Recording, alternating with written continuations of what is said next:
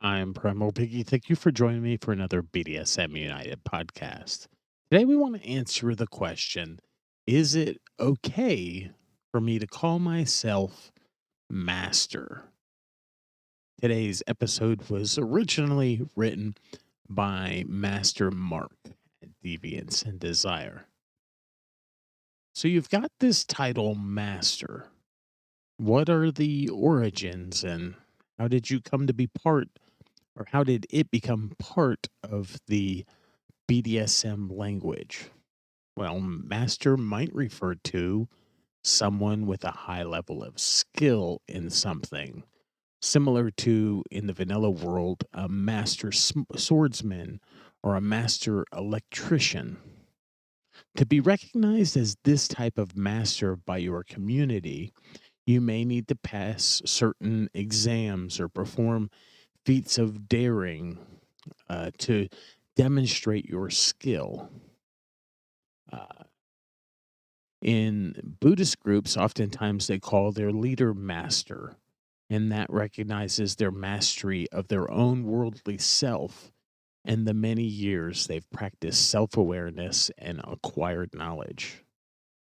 Someone who has ownership of another person, in which case, if you don't have a slave, then you probably technically aren't a master. Perhaps a head of household, such as in the TV show Downton Abbey, or business society, such as the master of the house. All of these different variations are still in use today in different pockets of society, and different people in the BDSM community associate the title of master with these different ideas of its origin. The mythology of the old guard is the first type of master that we talked about. You participate in the community and you demonstrate your masterly attributes, and you achieve the title at some point through your technique and skill. In general, the principle used here is that a master is dominant, but a dominant is not always a master. So, in this mentality, if you're 19 and calling yourself a master, you probably haven't put in enough time. If you're asking inane newbie questions, you probably don't have the knowledge needed. If you're thinking about buying your first toys, you probably don't have the skills. If you think you're going to be laughed at for calling yourself a master, you might just be. The other two origin stories are more often used in what's called New Guard, or what we would call just modern BDSM.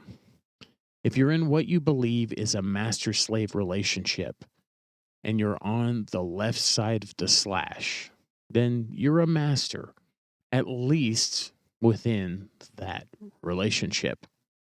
If you take that and adopt it as your title and add it to your FetLife screen name or the names you like to be called at Munches, then you may offend someone because they may perceive that you feel that people outside of your relationship should also call you master, and that's sometimes a touchy hot button in the BDSM community. If you like to call yourself master, you know what? Go ahead.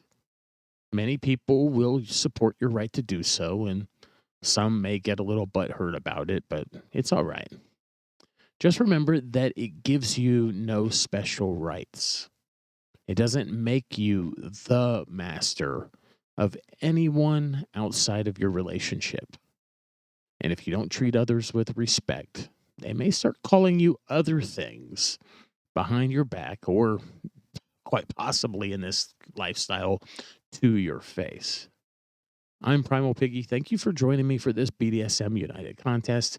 Or, sorry, this BDSM United uh, uh, podcast, not contest, podcast.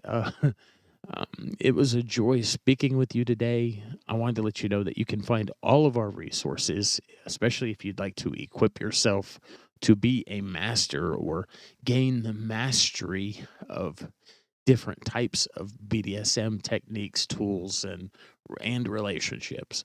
You can find all of our resources at www.bdsmunited.com, and hopefully this gave you some answers to that question. We've looked at some of the origins, and a lot of times, largely today, people pick the identities that they want to be, and they pick those identities, but they should match the relationships they are in, or that they're seeking to have. And again, like Master Mark said, um, it doesn't afford you. Your title doesn't afford you any special rights. It doesn't make you the master, the dominant of anyone outside of your particular relationship. You got to treat people well. You got to treat them with respect. That's part of our BDSM community, is treating people with respect and having integrity. Those are really big things. It was a joy speaking with you today, and I'll talk to you again soon.